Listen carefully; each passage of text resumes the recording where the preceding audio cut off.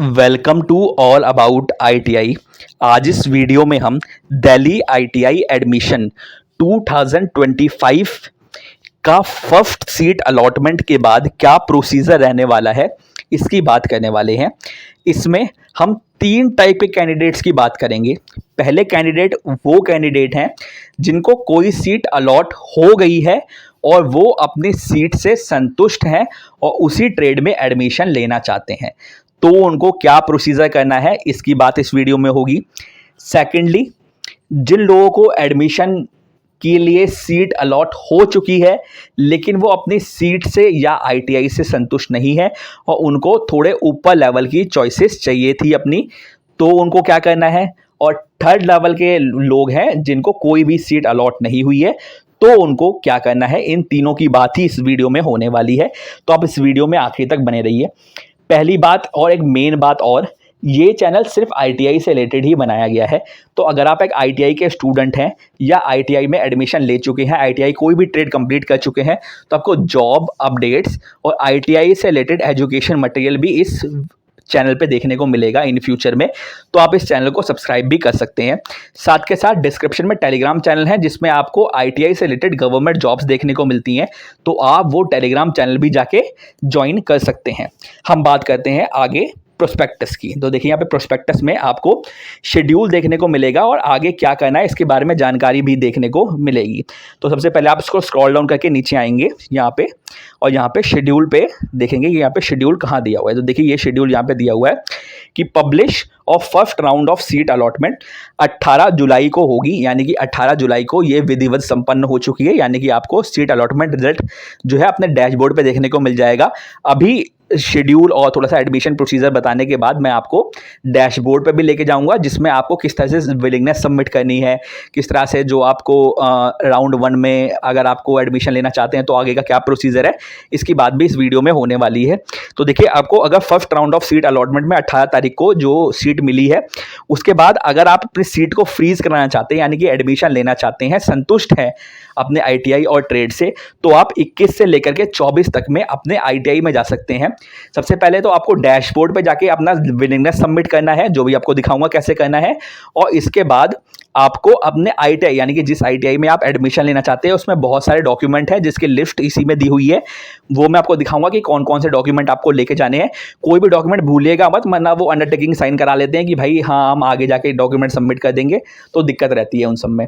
तो सबसे पहले आपको अगर सीट अलॉट हो गई है और आप सीट लेना चाहते हैं तो आपको अपनी सीट फ्रीज करनी होगी अपने पर्टिकुलर आईटीआई में जाके, जिस आईटीआई में आप एडमिशन लेना चाहते हैं और वो आईटीआई में आपको अलॉटमेंट हो गया है। दूसरे कैंडिडेट जो अपने आईटीआई की ट्रेड या अपने आईटीआई से संतुष्ट नहीं है, इंस्टीट्यूट से संतुष्ट नहीं है, तो वो 21 से लेकर 24 तक, इसमें भी 21 से लेकर 24 तक का टाइम है, और 5 बजे तक का टाइम इसलिए दिया हुआ है यहाँ पे कि इंस्टीट्यूट में विजिट करने का, क्योंकि इंस्टीट्यूट जो है वो 5 बजे तक ही ओपन रहता है, आईटीआई जितने भी हैं उसके बाद वो क्लोज हो जाता है। और यहाँ पे अपग्रेडेशन ऑफ अलॉटमेंट सीट जो है वो रात के 12 बजे तक आप कर सकते हैं, बल्कि 11:59 तक कर सकते हैं, 21 से लेकर के 24 जुलाई तक। अगर आपको कोई सीट अलॉट हो गई है, माफ़ कीजिए, आपको कोई सीट अलॉट हो गई है, तो अगर आप अपग्रेड करना चाहते हैं यानी कि वो चाहते हैं कि भाई ये वाली सीट, मान लीजिए आपने फिटर टर्नर और आरएसी के लिए अप्लाई किया था, मान लीजिए आपको आरएसी मिल गया है लेकिन आपको चाहिए कि भाई मुझे फिटर मिल जाए, तो आप अपग्रेड कर सकते हैं। लेकिन अगले राउंड में अगर आपको फिटर नहीं मिलता है तो भी आपकी ये आरएसी वाली जो सीट है वो सेफ रहेगी, आपके पास ही रहेगी, वो आपसे नहीं ली जाएगी। इसको कहते हैं अपग्रेडेशन। ठीक है, तो ये चीज़ आप समझ गए होंगे। अब हम बात कर लेते हैं कि फी सबमिट, अगर आपको संतुष्ट है और आपने एडमिशन लेना चाहते हैं तो आपको 21 से लेकर के 27 जुलाई तक का टाइम होता है, यानी कि 24 जुलाई तक तो आप एडमिशन ले सकते हैं, लेकिन 27 जुलाई तक आप रात के 12 बजे तक पेमेंट कर सकते हैं उसकी, जो कि नॉन इंजीनियरिंग ट्रेड के लिए और इंजीनियरिंग ट्रेड के लिए लगभग 1600-1900 ऐसे कुछ है। अभी आप फीस तो मतलब आपको इसी पे पोर्टल पे ही देखने को मिल जाएगी कि आपको कितनी फीस पेमेंट करनी है, तो ये आपको देखने को मिल जाएगा। बात कर लेते हैं कि यहाँ पे वेकेंट सीट, यानी कि जैसे फर्स्ट राउंड ऑफ अलॉटमेंट जो है वो क्लियर हो जाता है, आगे बढ़ जाता है, तो आपको एक वेकेंट सीट की एक लिस्ट देखने को मिलेगी इसी दिल्ली आईटीआई के पोर्टल पे, जिसमें आपको बताया जाएगा कि ये सीट वेकेंट रह गई है। इसके बाद आप 29 से लेकर के 31 जुलाई तक रीशफल कर सकते हैं। ये उन कैंडिडेट्स के लिए जिनको कोई भी सीट अलॉट नहीं हुई है, उनको क्या करना है, उनको रीशफल करना है। रीशफल का मतलब ये है कि आप अपनी चॉइसेस ऊपर नीचे कर सकते हैं, अपने आईटीआई को भी ऊपर नीचे कर सकते हैं। मान लीजिए आपने आईटीआई पूसा 1 नंबर पे रखा है, तो आप आईटीआई, लेकिन आपके घर के पास तो जेल रोड है, तो आप जेल रोड को ऊपर कर सकते हैं। आपके घर के पास तो मालवीय नगर है, तो मालवीय नगर को ऊपर कर सकते हैं। मतलब जो भी अगर आप रीशफल करना चाहते हैं तो वो आप रीशफल कर सकते हैं 29 से लेकर के 31 जुलाई तक। और सेकंड जो राउंड ऑफ अलॉटमेंट है वो 5 अगस्त तक पब्लिश होगा। रीशफल करने का मतलब ये नहीं है कि भाई जिनको रीशफल, मान लीजिए उनको वही सीट चाहिए पहले नंबर पे, उनको पूसा ही रखना है, आईटीआई पूसा ही रखना है, या आईटीआई आपकी सराय ही रखना है, जो उनको चाहिए था वही रखना है, तो जरूरी नहीं है कि आपको रीशफल करना ही करना है। जो सीट अलॉटमेंट आपने डाल रखी है, जो चॉइसेस आपने डाल रखी है, आप उसी चॉइसेस के साथ भी आगे प्रोसीड कर सकते हैं, उससे कोई दिक्कत नहीं है। आप आराम से, मतलब जिनको सीट अलॉट नहीं हुई ना, वो बहुत ज़्यादा पैनिक में आ जाते हैं कि भाई हमको सीट अलॉट नहीं हुई है, हमको एडमिशन मिलेगा कि नहीं, ये है वो है, तो एकदम धैर्य बनाए रखिए। लास्ट ईयर तो ऐसा हुआ था कि उनको बच्चे ही नहीं मिल रहे थे अपनी आईटीआई की सीट फिलअप करने के लिए, तो ऐसा कुछ नहीं है। और एक चीज़ और, अगर आपको कोई भी सीट लास्ट राउंड अलॉटमेंट तक कोई भी सीट नहीं मिलती है, तो जाहिर सी बात है कि आप अपना 1 साल बर्बाद करेंगे। ठीक है, ये पहले से एडवाइस दे रहा हूँ मैं कि जब, जैसे मान लीजिए अभी तो आगे देखिए, उसमें तो 3rd राउंड भी दे रखा है, 5th राउंड भी दे रखा है, तो हो सकता है इसके जिसमें नीचे भी लिखा हुआ है कि मोर राउंड भी अलॉटमेंट के आ सकते हैं। ठीक है, तो अगर आपको ये सब चीज़ें हो रही हैं आगे, और आपको मान लीजिए फिर भी कोई सीट नहीं मिलती है, वो मान लीजिए वो अच्छी ट्रेड है, मान लीजिए फिटर वाली हो गई, ये मशीनिस्ट वाली हो गई, ऑटो वाली हो गई, ये सारी जो ट्रेडें होती है वो बहुत जल्दी जल्दी भर जाती है। मान लीजिए आपको अपनी पसंदीदा ट्रेड में एडमिशन नहीं मिला, तो उससे सिमिलर ट्रेड में आप एडमिशन ले सकते हैं, जैसे इलेक्ट्रिकल्स वाले आप वायरमैन में ले सकते हैं। ठीक है, ऐसे करके जो आपको ट्रेड अच्छी लग रही है आप उसमें एडमिशन ले सकते हैं। मान लीजिए आपको कोई ट्रेड अच्छी नहीं भी लगती, फिर भी आप 1 साल बर्बाद करने से अच्छा है किसी 1 साल की ऐसी ट्रेड में एडमिशन ले लीजिए जो कि आगे अब जॉब में या फिर आगे जाके काम आ सकती है, चाहे वो इंजीनियरिंग ट्रेड हो या नॉन इंजीनियरिंग ट्रेड हो, आप उसमें एडमिशन ले लीजिए। ये मेरी वो रहेगी, लेकिन अभी मत लीजिए, अभी तो आप वेट कर लीजिए अपनी सीट का। 2nd राउंड ऑफ, ज़्यादातर कैंडिडेट जो एडमिशन लेना चाहते हैं, एक्चुअल में आईटीआई में इंटरेस्टेड हैं, उनको 2nd या 3rd राउंड के बाद ही सीट मिलती है, बल्कि 2nd राउंड में ही सीट मिलती है, क्योंकि जो 1st राउंड वाली सीट होती है उनके मार्क्स बड़े अच्छे होते हैं। तो कई बार तो आईटीआई के स्टूडेंट अपनी सीट छोड़ के भी चले जाते हैं कि भाई हमको ये वाली सीट नहीं चाहिए, क्योंकि उनके मार्क्स अच्छे होते हैं, उनको लगता है कि भाई हम तो बहुत बड़े लोग हैं। ठीक है, तो ये भी चीज़, ऐसी भी बहुत ज़्यादा ईगो रहता है लोगों में, तो वेट कर लीजिए आप, कोई दिक्कत नहीं है। जिनको सीट अलॉट नहीं हुई है वो भी धैर्य बनाए रखिए, आपको आगे रीशफल करने का भी चांस मिलेगा, और आगे आपको और भी राउंड ऑफ अलॉटमेंट देखने को मिलेंगे। अब हम बात करते हैं कि डैशबोर्ड पे जाके आपको क्या करना है, उसकी हम बात कर लेते हैं। देखिए यहाँ पे मैं होम पे जाऊँगा, और यहाँ पे आपको कैंडिडेट्स में click here to check their allotted seat, यहाँ पे क्लिक हेयर पे क्लिक करूँगा, और यहाँ पे एप्लीकेशन नंबर, पासवर्ड और सिक्योरिटी पिन डालने के बाद अभी मैं आपको आगे मिलता हूँ। तो देखिए मैंने यहाँ पे password, security pin, application number वगैरह एंटर कर दिया। ये मेरा नहीं है, किसी और कैंडिडेट का है, और उनको सीट अलॉटमेंट भी हो गई है, वो बताऊंगा आपको कैसे क्या हुई है। और इसके बाद आपको किस तरह से एडमिशन का आगे का प्रोसीजर है वो भी आपको बताऊंगा, वो भी आपको प्रोस्पेक्टस में देखने को मिल जाएगा। सबसे पहले हम साइन इन कर लेते हैं। देखिए साइन इन करने के बाद आपको इस तरह का मैसेज देखने को मिलेगा, dear candidate, seat allotment result of round 1 is declared, kindly view the seat allotment result, read instruction carefully and proceed accordingly. ये आपको देखने को मिलेगा। यहाँ पे आप do not show this message again पे भी क्लिक कर सकते हैं, यहाँ से क्रॉस भी कर सकते हैं। क्रॉस करने के बाद आपको यहाँ पे नीचे स्क्रॉल डाउन करके नीचे आना है, जहाँ पे आपको सीट अलॉटमेंट रिजल्ट देखने को मिलेगा। मैं स्क्रॉल डाउन करके नीचे आता हूँ, आपको आगे का प्रोसीजर बताता हूँ। ये देखिए मैंने सीट अलॉटमेंट के लिए यहाँ पे सीट अलॉटमेंट रिजल्ट जो लिखा हुआ है इस पे न्यू पे क्लिक करना है, और फिर आप स्क्रॉल डाउन करके थोड़ा सा नीचे आएंगे तो यहाँ पे आपको इस तरह का मैसेज देखने को मिलेगा। आपको लगेगा कि भाई सीट अलॉटमेंट रिजल्ट अभी नहीं आया है, लेकिन वो सीट अलॉटमेंट का रिजल्ट आ चुका है, जैसे इसमें लिखा है ना, इज नॉट पब्लिश येट, लेकिन पब्लिश हो चुका है। यहाँ पे आप थोड़ा सा ऊपर आएंगे और सीट अलॉटमेंट रिजल्ट यहाँ पे न्यू लिखा हुआ है, इस पर दोबारा से क्लिक कर देंगे तो आपको नीचे यहाँ पे देखने को मिल जाएगा सीट अलॉटमेंट रिजल्ट। देखिए यहाँ पे आपको नीचे फिर देखने को मिल जाएगा। यहाँ पे जो कैंडिडेट हैं, ये जिनका मैं डैशबोर्ड पे आपको दिखा रहा हूँ, इन्होंने, जैसे मैंने बताया भी था आपको पहले की वीडियोस में, उन्होंने एक ही चॉइस फिल करी थी, उनको उसी ट्रेड में और उसी आईटीआई में एडमिशन लेना चाहिए, मतलब चाहिए था एडमिशन, उसी ट्रेड में एडमिशन चाहिए था और उसी आईटीआई में एडमिशन चाहिए था। तो उनको उसी आईटीआई में और उसी ट्रेड में एडमिशन मिल चुका है। फर्स्ट राउंड ऑफ अलॉटमेंट में इसलिए मिल चुका है क्योंकि उनकी ना ही ये ट्रेड बहुत ज़्यादा पॉपुलर है और ना ही लोग इसमें ज़्यादा एडमिशन लेते हैं, और इसके में सीट भी बहुत ज़्यादा खाली रह जाती हैं। तो ये इसलिए उनको एडमिशन मिल चुका है। उनके मार्क्स भी थोड़े बहुत ठीक ठाक ही थे, तो उनको एडमिशन मिल चुका है। और ये आपको आगे का क्या प्रोसीजर है वो आपको बताता हूँ। ये देखिए, यहाँ पे आपको 3 चीज़ें देखने को मिल होंगी, 4 चीज़ें बल्कि। एक तो सीट अलॉटमेंट रिजल्ट, जो कि आपको मैंने बता दिया कि भाई सीट अलॉटमेंट रिजल्ट आपको नीचे देखने को मिल गया है। यहाँ पे सबमिट विलिंगनेस का ऑप्शन देखने को मिल रहा होगा। ये देखिए, अभी ये विलिंगनेस का ऑप्शन अभी ओपन नहीं हुआ है। ओपन नहीं हुआ है तो कब ओपन होगा? 21 तारीख को ओपन होगा। क्योंकि 21 तारीख को क्यों ओपन होगा? 21 तारीख को मंडे है, या कल भी ओपन कर सकते हैं वो लोग, लेकिन आपको ये सबमिट विलिंगनेस पे क्लिक करना है और अपने विलिंगनेस सबमिट करनी है कि हाँ जी मैं एडमिशन लेना चाहता हूँ, ठीक है, और या एडमिशन नहीं लेना चाहता हूँ। ये आपको सबमिट विलिंगनेस पे क्लिक करके सबमिट करना है। इसके बाद फ्रीजिंग के लिए, जैसे मैंने बताया था आपको वीडियो के स्टार्टिंग में, कि आपको अपने पर्टिकुलर आईटीआई में जाना है, जो आपका आईटीआई है, सारे डॉक्यूमेंट लेके। उसके बाद आपको सीट अलॉटमेंट लेटर डाउनलोड करना है, मतलब जो आप डॉक्यूमेंट लेके जाएंगे उसमें आपको सीट अलॉटमेंट लेटर भी डाउनलोड करके लेके जाना है। और उसके बाद आपको 27 तारीख तक आप इसकी फ़ी पेमेंट कर सकते हैं। फ़ी पेमेंट का ऑप्शन भी यहीं पे देखने को मिलेगा। अब ये तीनों ऑप्शन ओपन नहीं हो रहे हैं, क्लिक कर रहा हूं तो इसका मतलब ये है कि अभी ये ओपन नहीं हुआ है। अभी सीट अलॉटमेंट रिजल्ट आया है खाली। 21 तारीख से ये तीनों चीज़ें स्टार्ट हो जाएंगी।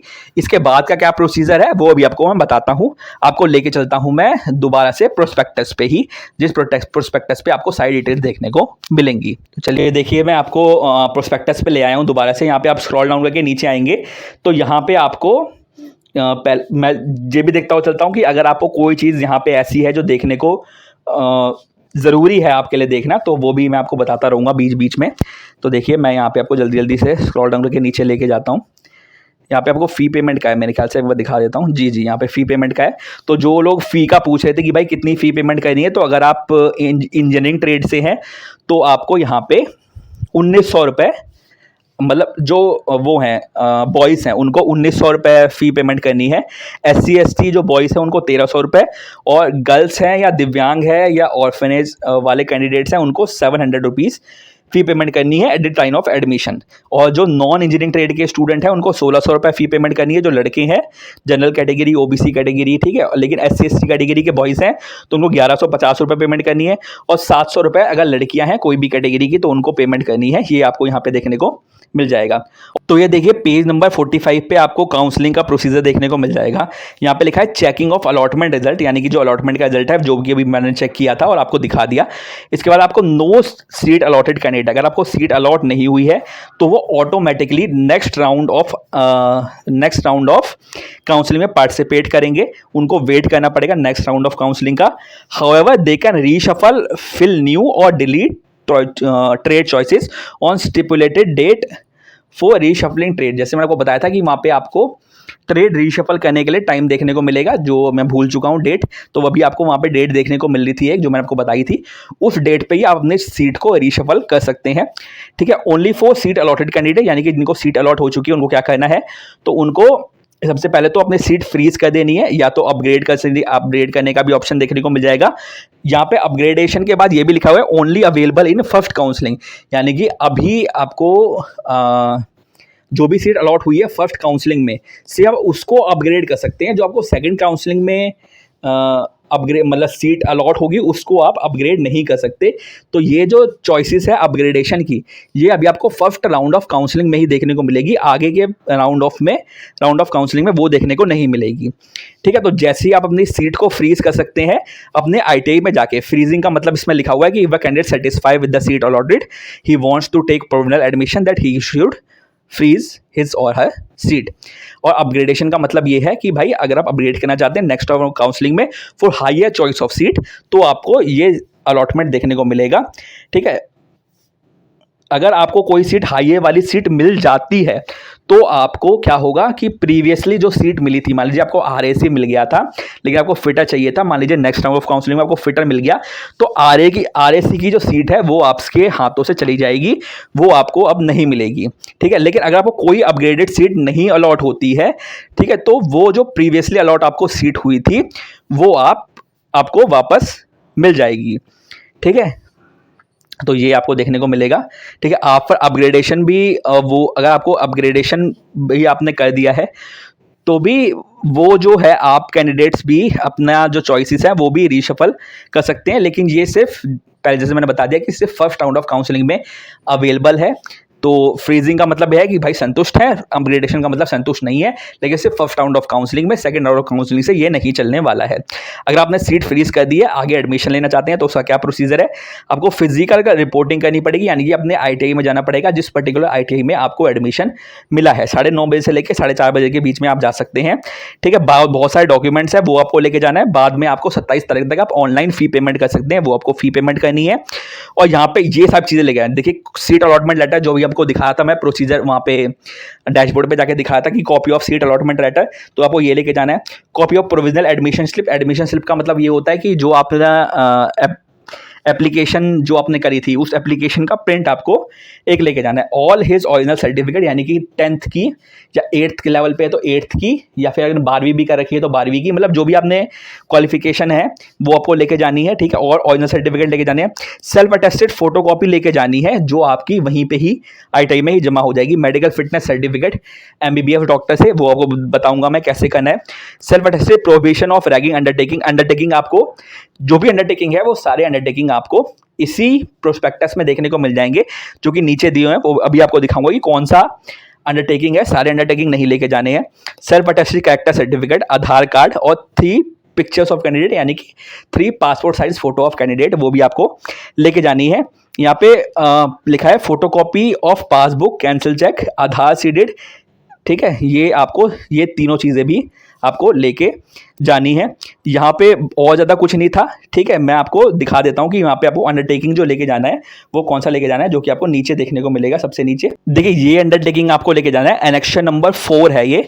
इस अंडरटेकिंग में बहुत सारी चीज़ें लिखी हुई हैं जो भी आपके लिए जानना ज़रूरी है। पहला चीज़ तो ये है कि अगर आप अटेंडेंस आपकी 50% से बिलो रहती है तो आपको स्ट्रक ऑफ, यानी कि हटा दिया जाएगा यूनिवर्सिटी से नहीं बल्कि इंस्टीट्यूट से। दूसरा है कि आपको 2 सेट ऑफ यूनिफॉर्म स्टिच करनी पड़ेगी। ठीक है, थर्ड ऑप्शन है कि मतलब ये भी है कि भाई देखिए ऐसा भी नहीं है कि भाई आपको बहुत अच्छी परसेंट ऑफ अटेंडेंस मेंटेन ही करनी पड़ेगी, थोड़ा आप बातचीत से भी कर सकते हैं। मान लीजिए आप कहीं कुछ काम करते हैं, कुछ जॉब करते हैं, या फिर आपको उतना समय नहीं मिल पाता है, बहुत सारे रीज़न हो सकते हैं। ठीक है, तो उसकी वजह से भी आप थोड़ा सा बातचीत करके भी करवा सकते हैं, ऐसा कुछ दिक्कत नहीं है। ठीक है, यूनिफॉर्म 2 उसमें क्या 2 सेट ऑफ यूनिफॉर्म, तो 2 सेट की ज़रूरत नहीं है, आप एक ही सेट ऑफ यूनिफॉर्म बनवा लीजिए। उसके बाद आपको क्या करना है, वही आप घर पे आइए, घर पे उसको धो लीजिए और अगले दिन वो सूख जाएंगी, तो उसके बाद दोबारा उसको मॉर्निंग में पहन के आ जाइए। बल्कि आप संडे को भी धो सकते हैं, संडे को भी धो सकते हैं, सैटरडे को भी धो सकते हैं। ठीक है, अपना जिस हिसाब से आप धोना चाहें वो धो सकते हैं। ठीक है, 2 सेट ऑफ प्रिस्क्राइब यूनिफॉर्म आपको स्टिच करनी है विद इन 7 डेज। ऐसा ज़रूरी नहीं है, आप 1 महीने तक भी बिना यूनिफॉर्म के आएंगे तो भी चल जाता है, कोई कुछ बोलता नहीं है। ठीक है, बाकी ITI टू ITI डिपेंड करता है कि भाई ऐसा भी नहीं है कि भाई एकदम ही यूनिफॉर्म पहन के ही नहीं आ रहे हैं। ठीक है, तो ये भी है। इसमें है 80% अटेंडेंस मेंटेन करनी पड़ेगी, जैसे मैं बता दें कि उतना ज़रूरी नहीं होता। ठीक है, लेकिन हाँ जो रूल हैं वो तो है ही हैं। ठीक है, थोड़ा बातचीत से भी टाइम। ठीक है, तो ये भी लिखा हुआ है। हाँ ये भी लिखा हुआ है और चीज़ें इसमें कि I will not carry mobile phone in ITI campus. तो ऐसा ज़रूरी नहीं है, आप अपने फ़ोन बैग में लेके आ सकते हैं अगर वो ज़रूरी है तो, और अपने बैग में फ़ोन रख सकते हैं, कोई दिक्कत नहीं है उससे। और भी इसमें एंटी रैगिंग डिक्लेरेशन वगैरह जी, और इसमें आपके पेरेंट्स के सिग्नेचर होंगे, आपके सिग्नेचर होंगे, ये आपको जाके वहाँ पे सबमिट करना है। इस तरीके का आपको देखने को मिल जाएगा। यहाँ है प्रोहिबिशन ऑफ रैगिंग का, जो भी आपको अंडरटेकिंग बताया था मैं आपको, ये वाला अंडरटेकिंग भी आपको लेके जाना है, प्रोहिबिशन ऑफ रैगिंग। इसके साथ साथ आपको कैरेक्टर सर्टिफिकेट ये भी लेके जाना है, और इसमें आप चाहें तो खुद भी सिग्नेचर कर सकते हैं। जैसे कि मैं देख रहा हूँ यहाँ पे लास्ट में लिखा है ना, self attested bye candidate is also valid. तो ये आपको ये 3 चीज़ें आपको ज़रूरी है जो आपको लेके जानी है। ये है मेडिकल सर्टिफिकेट। तो इसमें क्या है, मेडिकल सर्टिफिकेट में अगर आप इधर उधर ढूंढेंगे अपने घर के आसपास तो आपको देखने को मिल जाएंगे, प्रैक्टिशनर आपको देखने को मिल जाएंगे। इसके साथ साथ आपको वहाँ पे सिग्नेचर भी करवाने हैं यहाँ पे, ये सब चीज़ें करके। लेकिन अगर आपको नहीं देखने को मिलते हैं तो आईटीआई के आसपास जो रहता है ना, वो कभी कभी आपको ऐसे ही डॉक्टर्स वगैरह देखने को मिल जाएंगे जो इस पर साइन कर सकते हैं, कर देंगे। क्योंकि बहुत सारे बच्चे आते हैं, बहुत सारे बच्चे नहीं लेके आते हैं, तो वो वहीं पे ही साइन कराते हैं। तो लगभग हर आईटीआई के आसपास आपको इस तरीके के जो मेडिकल के जो डॉक्टर्स हैं वो आपको देखने को मिल जाएंगे। ये थे सारे डॉक्यूमेंट जो आपको लेके जाने हैं, और वो आपको 21 से लेके 24 के बीच में अपने आईटीआई में लेके जाने हैं। आई होप मैंने आपको सब कुछ सही से बता दिया है। फिर भी अगर आप पे कोई सवाल आ रहे हैं तो आप नीचे कमेंट बॉक्स में लिख सकते हैं, मैं ज़रूर आपके कमेंट का रिप्लाई करूंगा। यहाँ तक वीडियो देखिए तो वीडियो को लाइक करे बिना मत जाइएगा। यहाँ तक वीडियो देखने का आपको बहुत बहुत धन्यवाद।